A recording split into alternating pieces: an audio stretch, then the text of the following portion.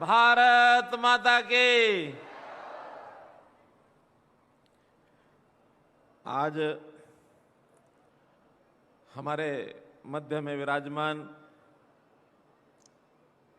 भारतवर्ष के उपराष्ट्रपति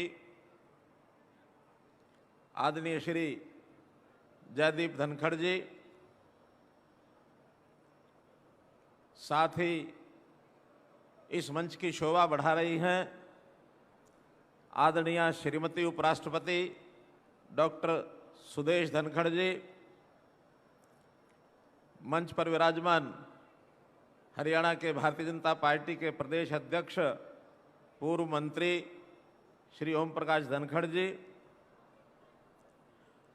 और सार्वजनिक उपक्रम ब्यूरो के अध्यक्ष, पार्टी के पूर्व प्रदेश अध्यक्ष, और आज का ये जो इतना बड़ा विशाल कार्यक्रम है, इस कार्यक्रम के संयोजक श्री सुभाष बराला जी, समस्त समाज को मार्गदर्शन देने वाले, हमारे जीवन को एक दिशा देने वाले, हमारे बीच में बड़ी मात्रा में संत समाज बैठे हैं, मैं उनको भी अभिनंदन करता हूं। सरकार के हमारे मंत्रीगण, सांसदगण, विधायकगण, सभी अन्य प्रतिष्ठित जन, सभा में उपस्थित बुजुर्गों, नौजवान साथियों, माताओं, बहनों, पत्रकार, छायाकार मित्रों, आज का अवसर बहुत ही एक यादगार का अवसर बनने वाला है। इस अवसर पर कार्यक्रम करने का जब विचार मन में आया था, उसकी अपनी एक भूमिका है। वो भूमिका जरूर मैं आपके सामने रखना चाहूंगा। हमारा इतिहास बहुत बड़ा लंबा इतिहास है। पीछे अतीत में जाकर देखें तो इस देश के इतिहास में समाज भी अलग अलग प्रकार से और उसका रहन सहन हमको देखने को मिलता है। उनका मार्गदर्शन करने के लिए संत समाज की भी अपनी भूमिका रही है। और कहीं कहीं ऐसा भी आता है कि हमने दुश्मन आक्रांता जो थे, जो इस देश के ऊपर बहुत समय तक राज करते करते हमको जिन्होंने दबा के रखा था, हमारे ऊपर अत्याचार होते थे, ऐसा एक अपना इतिहास है। धीरे धीरे संघर्ष करते करते देश आजाद हुआ। 1947 में देश आजाद हुआ। कई सरकारें आई, कई गई, और मैं जिस बात की ओर उल्लेख करना चाह रहा हूं, वो जब देश के प्रधानमंत्री नरेंद्र मोदी जी बने नहीं थे, उसके कुछ समय के पहले उनसे कुछ लोगों ने पूछा कि अब देश के आप प्रधानमंत्री तो बहुत जल्दी बनने वाले हैं, एक आध साल के अंदर बन जाएंगे, वातावरण ऐसा बन गया था। उनसे पूछा गया कि जब आप प्रधानमंत्री बनेंगे तो आपकी प्राथमिकताएं क्या होंगी। अब हम सब जानते हैं, सरकार चाहे प्रधानमंत्री हो, मुख्यमंत्री हो, मंत्री हो, सांसद, विधायक, जो एक सामान्य चलता आता है कि जो जनता की अपेक्षा, लोगों की अपेक्षा होती है, वो आएंगे, विकास करेंगे, हमारे यहाँ सड़कें बनेंगी, स्कूल बनेंगे, गलियां नालियां बनेंगी, तालाब बनेंगे, हमारे अस्पताल बनेंगे, हमारे कोई कारखाने लगेंगे, नौकरियां होंगी, जहाज बनेंगे, रेलवे लाइन बनेगी, सब ये विकास की बातें सामने आती हैं। लेकिन मोदी जी ने इन सब बातों का उत्तर उस समय ऐसे नहीं दिया। दे सकते थे जवाब कि मैं आऊंगा तो इतने बड़े बड़े कारखाने ये खुल जाएंगे, कोई बड़ा उद्योग लग जाएगा, कोई हम निवेश ले आएंगे, कुछ भी कह सकते थे।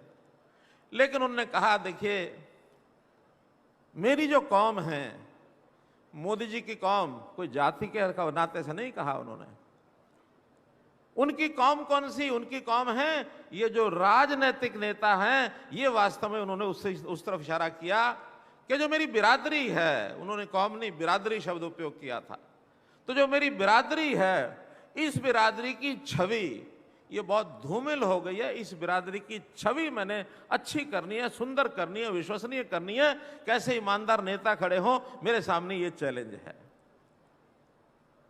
बोलो चैलेंज था कि नहीं? है जिनको लगता है ये चैलेंज था कि नेता कहते ही आदमी बिदक जाता था, क्या कि नेता जो है, राजनीतिक नेता होते हैं जो भ्रष्टाचार करते होंगे, जो कहीं गलत काम करते होंगे, जहां जनता को दुख पहुंचाते होंगे, यानी गलत शब्द बहुत ज्यादा मैं बोल भी नहीं सकता, मंच पर ऐसे शब्द लगाए जाते थे। तो क्या कोई नेता ईमानदार नहीं हो सकता क्या? कोई अच्छा आदमी नहीं हो सकता क्या? अगर नेता अच्छे होंगे तो समाज भी अच्छा होगा, ऐसा उनकी धारणा थी। उन्होंने ये चैलेंज बताया था और इस चैलेंज के बाद आज हम सबको अभिमान स्वाभिमान है कि आज देश में अच्छे लोग भी राजनीति में आने लगे हैं। और जब अच्छे लोग आने लगे हैं तो समाज को भी अच्छी दिशा देनी है। तो जो मैं बात पहले कर रहा था, ध्यान सारा पीछे लौटकर चला जाता है कि आखिर उस समय समाज में बुराइयां अच्छाइयां सब होती थी। तो बुराइयों को फैलाने के लिए राक्षस होते थे, अच्छाइयां लाने के लिए कौन लोग होते थे?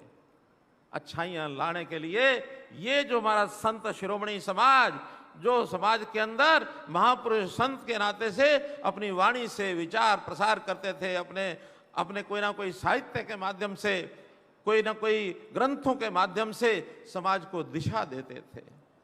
ऐसा ही अवसर ये सन 1400 के आसपास का जो सारा अवसर गया, उस समय जब धन्ना भगत जैसे व्यक्ति इस पृथ्वी पर अवतरण लेते हैं, उसी समय उससे 50 साल बाद गुरु नानक देव जी आते हैं। उसी समय कई संतों के नाम लिए जा सकते हैं, संत कबीर, महर्षि वाल्मीकि, गुरु रविदास, ये उस समय के नाम हैं। गुरु नानक देव के बाद दशम पातशाही अगले 200 साल तक, ये उन्हीं का नाम उसी समय का है। उन लोगों ने समाज जीवन को पहले भक्ति भाव से ठीक किया। लोगों के मनों में जो बिल्कुल बुझा हुआ मन था, अंधेरा ही अंधेरा था, निराशा ही निराशा थी, लोग भय खाए हुए बैठे थे, उनको कोई बोलने की आजादी भी नहीं थी, उनको थोड़ा सा जागृत किया। और उसके बाद दुश्मनों से लड़ाई लड़नी है तो फिर हथियार तलवार भी उठाई, हथियार तलवार उठा करके दुश्मनों का मुकाबला किया। गुरु गोविंद सिंह के समय में ये सारे काम हुए, शिवाजी के समय ये काम हुए, महाराणा प्रताप के समय ये काम हुए। कितने ही महापुरुष ऐसे हुए हैं जिन्होंने देश को ठीक दिशा दी है। तो विचार आया कि हम भी क्या वो सड़कों नालियों में लगे रहेंगे या कोई संतों महापुरुषों को भी याद करेंगे। उसके बाद हरियाणा में हमने योजना बनाई कि ये रैलियां तो हम करेंगे, राजनीति रैली, कभी उद्घाटन है, कभी शिलान्यास है, कभी कोई मांग पत्र आता है, कभी कोई हम राजनीति में किसी को गालियां देते हैं, अपनी प्रशंसा करते हैं, लेकिन इससे काम नहीं चलेगा। हमको ये संतों महापुरुषों के सम्मान के लिए भी कुछ करना पड़ेगा। और तब हमने हरियाणा में योजना बनाई कि संत समाज के विचार प्रसार की योजना, उनके सम्मान की योजना, इसमें जितने भी संत हुए उनकी जयंतियां मनाएंगे। हमने गुरु रविदास जी की जयंती बनाई, भगत कबीर जी की जयंती बनाई, भगवान परशुराम जी की जयंती बनाई, हमने महर्षि कश्यप की जयंती मनाई, गुरु तेग बहादुर जी की, गुरु गोविंद सिंह जी की, कितने ही संतों की मनाई। कुरुक्षेत्र के अंदर जाट धर्मशाला में एक कार्यक्रम में गया, वहां के कुछ लोगों ने कहा कि हमारे यहाँ एक धन्ना भगत का स्कूल उनकी स्मृति में चलता है। जब उनकी स्मृति में एक स्कूल चलता है तो धन्ना भगत किसी ने नाम नहीं सुना। बहुत ऐसा नाम बहुत किसी किसी को पता होता है, कहीं कहीं लोग जानते हैं। सुना हमने कि धन्ना भगत जी की वाणी के 3 श्लोक गुरु ग्रंथ साहब जी में आते हैं। धन्ना भगत जी कौन हुए? अध्ययन किया, और अध्ययन किया तो ध्यान में आया कि देश में एक ऐसा संत जिसके बारे में कोई जानता नहीं है, उनकी शिक्षाओं का प्रचार प्रसार क्यों नहीं करना चाहिए। कुरुक्षेत्र में मैंने 3 महीने पहले घोषणा की थी कि कैथल जिले में धन्ना भगत जयंती अप्रैल में आएगी, ये हम सरकारी तौर पर हम मनाएंगे मित्रों, हम मनाएंगे। ये सारी कहानी कथा मैं इसलिए सुना रहा हूं कि कुछ लोग चर्चा कर रहे हैं कि ये नाम कहां से इनको याद आ गया, धन्ना भगत, आज तक क्यों याद नहीं आया। हम कहते हैं मैं याद तो आया, आपको तो याद भी नहीं आया। आखिर कोई राजनीतिक आदमी कोई शिक्षा देने वाले संतों की बात नहीं कर सकता, कोई बंधन थोड़ी ही है। हमको समाज को भी ठीक करना है, हमें समाज का विकास भी करना है, समाज की आवश्यकताओं को भी पूरा करना है। हम शिक्षा की बात भी सोचेंगे, हम स्वास्थ्य की बात भी सोचेंगे, हम सुरक्षा की बात भी सोचेंगे, हम स्वावलंबन की बात भी सोचेंगे, हम स्वाभिमान की बात भी सोचेंगे, हम सुशासन की बात सोचेंगे, लेकिन साथ में संतों की बात सोचेंगे मित्रों, जरूर सोचेंगे, जरूर सोचेंगे संतों की बात। उन संतों की वाणी उसकी लगन सबको लगे, ताकि जीवन हमारा स्वच्छ बने, सदाचारी बने। आज होड़ लगी है, ये इनके इन प्रकार कैसे भी सब सीमाएं तोड़ करके और आदमी कैसे अपना घर भर ले। भ्रष्टाचार की सीमाएं नहीं रही थी, इनको रोकने के लिए सरकार के पास कानून नाम की एक व्यवस्था होती है। हम रोक सकते हैं कानून से, लेकिन कानून से लंबे समय तक चीजें नहीं रुकती हैं। आखिर लोगों को जागृत करना पड़ेगा।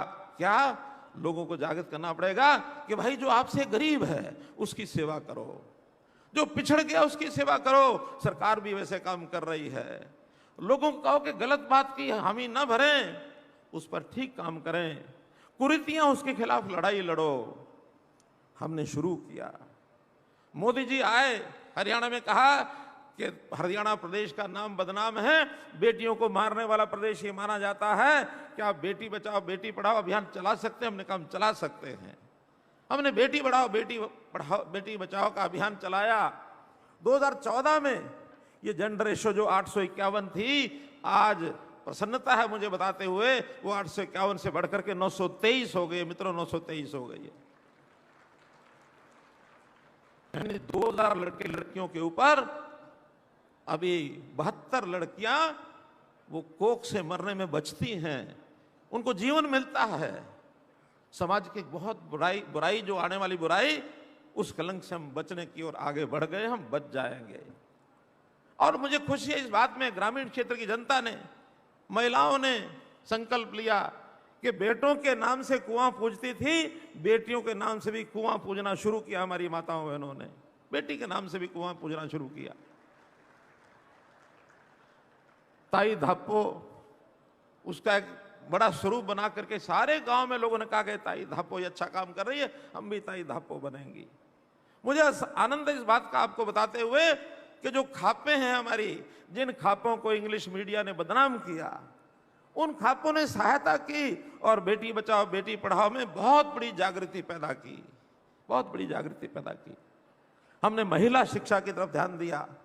महिलाओं के कॉलेज, 42 महिलाओं के कॉलेज अभी तक पिछले 8 साल में, वैसे तो हमने 71 नए कॉलेज खोले हैं, लेकिन 42 केवल महिलाओं के कॉलेज खोले कि महिलाओं की शिक्षा इसको हम आगे बढ़ा सकें।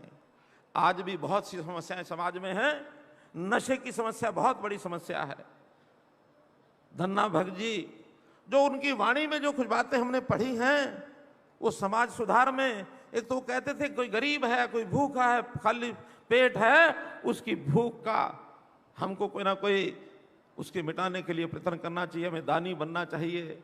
और उनके जीवन की तो एक कथा आती है कि वो इतने भक्ति भाव में लीन थे प्रभु कृष्ण जी की भक्ति में कि कभी कोई भूखा आ गया, संत आ गया, साधु आ गया, अपने घर से अनाज उठा करके उनको दे देते थे, किसी को भूखा नहीं जाने देते थे। घर में कुछ अपने लिए बचे ना बचे, बल्कि पिताजी उनके बहुत एक बार गुस्सा हो गए कि तुम जो कुछ मैं लेके आता हूं, कमा के लाता हूं, तुम संतों को बांट देते हो। जाओ, तुम घर नहीं बैठोगे, तुम खेत में जाके काम करोगे। ये अनाज उठाओ, गाड़ी में रखो, बीज ले जा करके और अपनी खेती में जाके बुआई करो। चल पड़े धन्ना जी।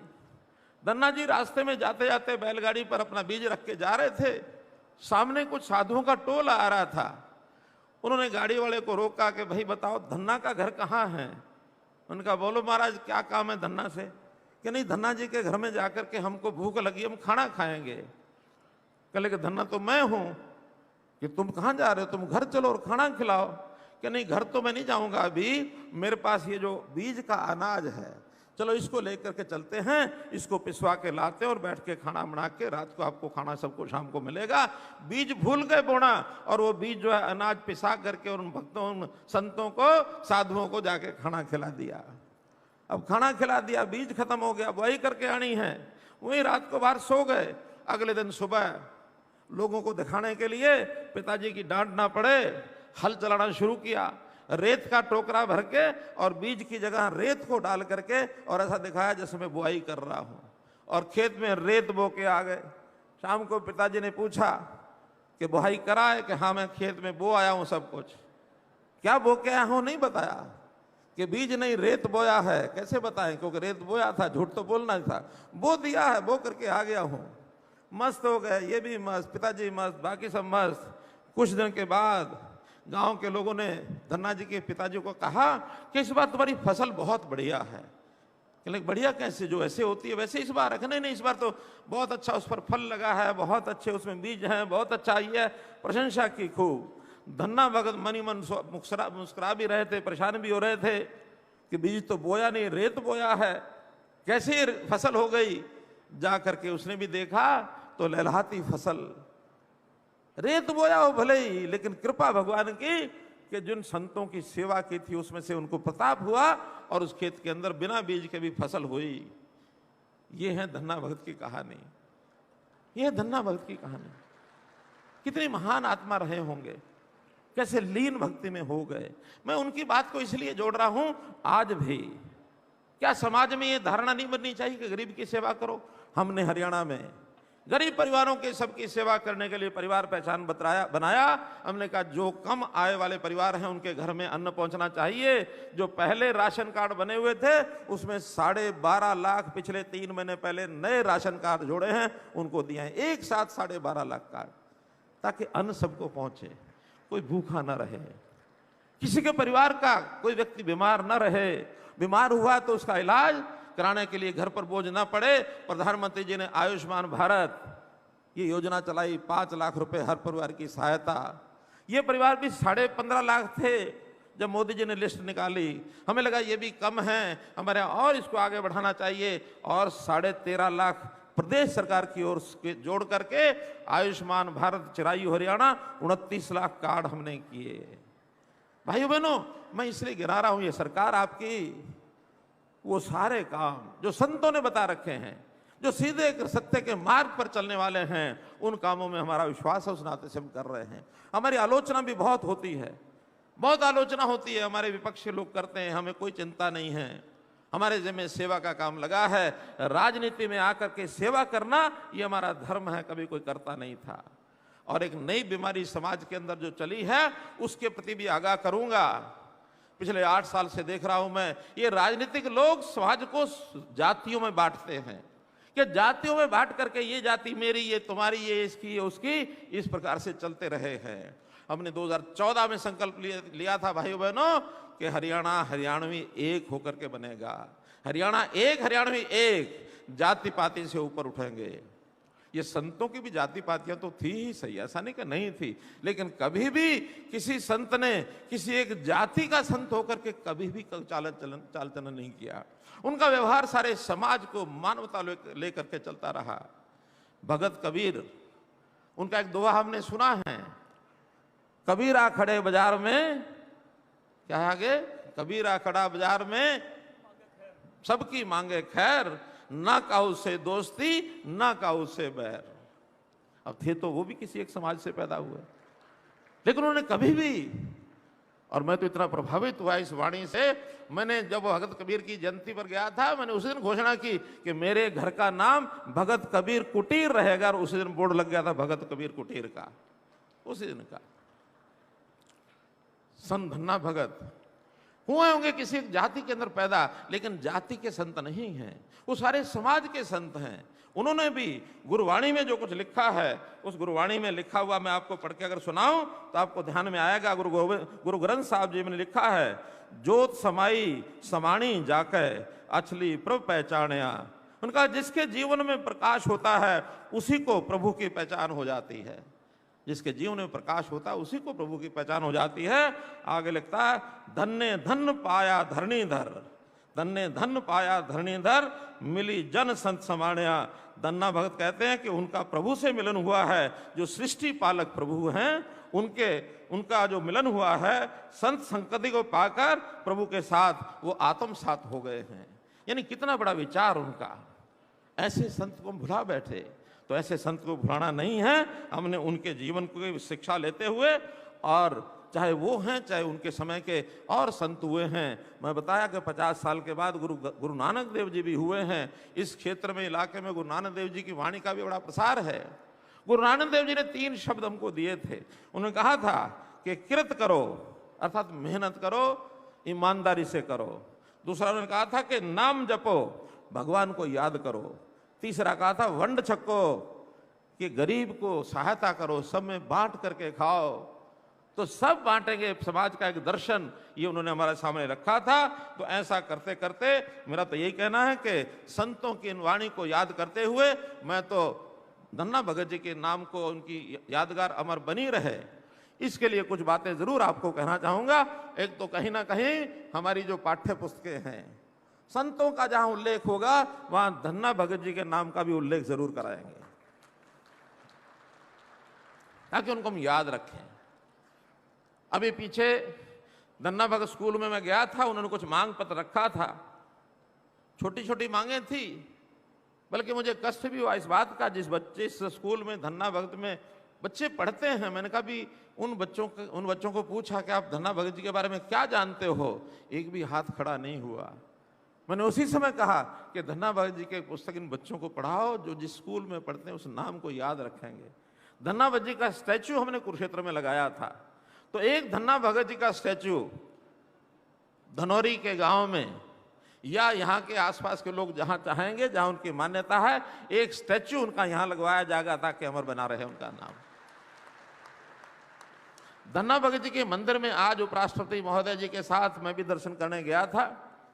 वहां उन्होंने मांग रखी है कि एक लंगर हॉल बनाया जाए, उस लंगर हॉल की भी स्वीकृति दी जाती है।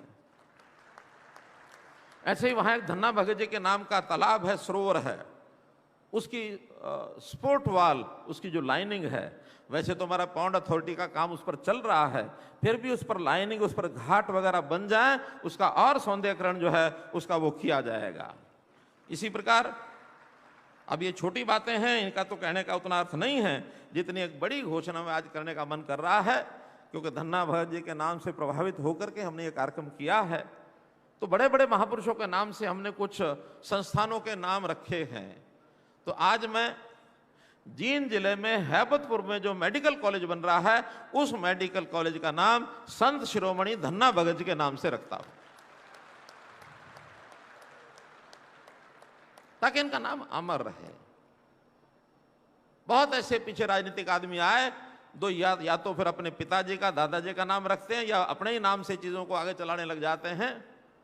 लेकिन हम कहते हैं कि जिन्होंने बहुत समाज के लिए किया, अनाम जो हैं, ऐसे अनसंग हीरो जिनको कह सकते हैं, ऐसे लोगों को याद रखो। हमने इससे पहले भी एक यूनिवर्सिटी का नाम महर्षि वाल्मीकि यूनिवर्सिटी नाम रखा, एक यूनिवर्सिटी का नाम भगवान विश्वकर्मा के नाम से हमने वो रखा, एक यूनिवर्सिटी का नाम पंडित दीनदयाल उपाध्याय के नाम से रखा।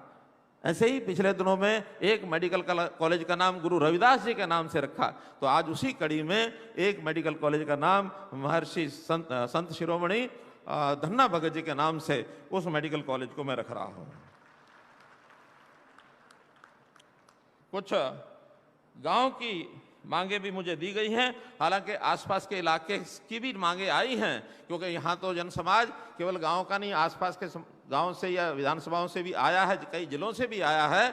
तो मैं आज तो थोड़ी मांगे केवल इस गांव की हैं, उसकी अनाउंसमेंट कर रहा हूं। बाकी विधानसभाओं की जितनी अनाउंसमेंट हैं, जब जब भी वहां जाना होगा या हम उसकी फिजिबिलिटी देख करके एक साथ वहां की अनाउंसमेंट करेंगे। लेकिन इस गांव के नाते से चूंकि यहाँ आना हुआ, तो यहाँ के लोगों की अपेक्षा है, सबसे पहला तो धनौरी में एक महिला कॉलेज, गर्ल्स कॉलेज, इसकी डिमांड आई है, उसको मंजूर किया जाता है।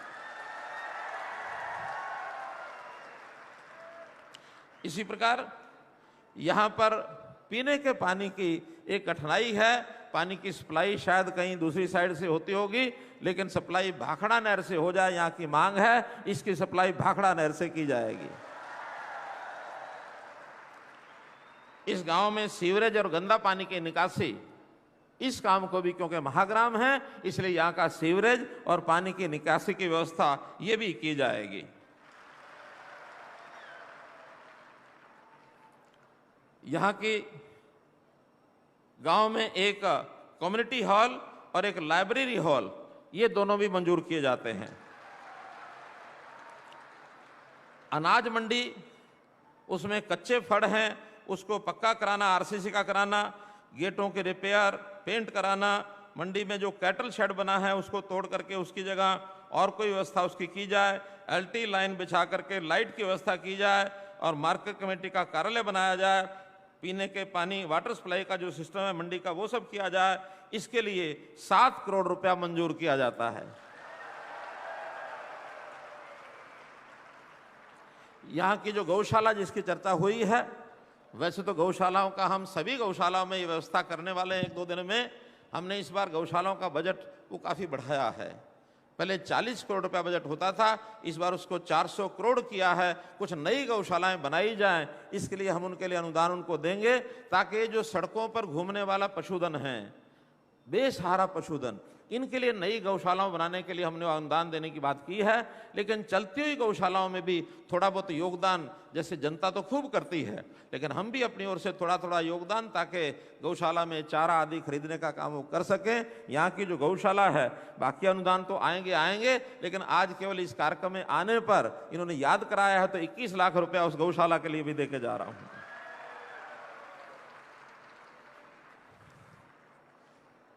मित्रों, मन में भाव यही है कि काम करते रहो, काम करते हुए आगे बढ़ें। कर्मण्येवाधिकारस्ते मा फलेषु कदाचन, भगवान कृष्ण ने ये गीता का उपदेश कुरुक्षेत्र में दिया था। और ये कुरुक्षेत्र की जो 48 कोसी परिक्रमा की जो एरिया है, मुझे लगता है या तो उसी के अंदर आता है, उसके नज़दीक लगता है। इस क्षेत्र में भी मैं आप सब लोगों से आह्वान करूंगा कि निस्वार्थ भाव से, ईमानदारी से, मेहनत से आप आगे काम करते रहें। जिसकी ज़रूरत है उस ज़रूरत को पूरा करने का काम हमारा सरकार का है। हाँ, जिसकी ज़रूरत नहीं है वो हाथ आगे ना फैलाए। मैं ये बात कई बार कहता हूं तो हमारे कुछ लोगों को अच्छी नहीं लगती। वो कहते हैं आपने जो करना वो किया करो, ये क्यों कहते हो ये ना किया करो। मेरा इसलिए कहना होता है कि जिसको नहीं ज़रूरत होती जब वो ले लेता है, तो जिसकी ज़रूरत होती है उसको नहीं मिल पाता है। इसलिए उनके साथ अगर न्याय करना है तो जो ठीक ठाक लोग हैं उनको अपने दोनों यानी हाथों की 10 नाखून की कमाई करके आगे बढ़ते हुए और अपना काम चलाना चाहिए। जो बेचारा पीछे रह गया है, जैसे घर में भी एक परिवार का जो आदमी होता है उसको यानी कमज़ोर अगर होता उसी की सहायता की जाती है। और सरकार जो काम करती है उसमें सहयोग करना चाहिए। बहुत से लोग ऐसे भी हैं जो दबाव बनाने के लिए कई बार जो है ना, जैसे जिसका धिंगताना करना, आंदोलन करना, स्ट्राइक करना और ज़बरदस्ती काम को कराने का भाव जो रखते हैं, वो काम में बाधा डालते हैं। उनको भी हमको समझाना चाहिए कि जो अच्छा काम सरकार कर रही है उसका साथ देना चाहिए। कहीं कोई कमी रह जाए तो उसके लिए बात करनी चाहिए। संवाद से चीज़ें आगे बढ़ती हैं। इतनी बात कहते हुए मैं आपका बहुत बहुत आभार धन्यवाद करता हूँ। बहुत बहुत धन्यवाद। बहुत बहुत आभार माननीय मुख्यमंत्री श्री मनोहर लाल जी का। महोदय, लोगों के हित का आपका चिंतन, आपकी सेवा भावना अनुपम है, बहुत प्रेरक है और हम सब के लिए ये जो हम देखते हैं बहुत सहज और निस्वार्थ है। वंदन।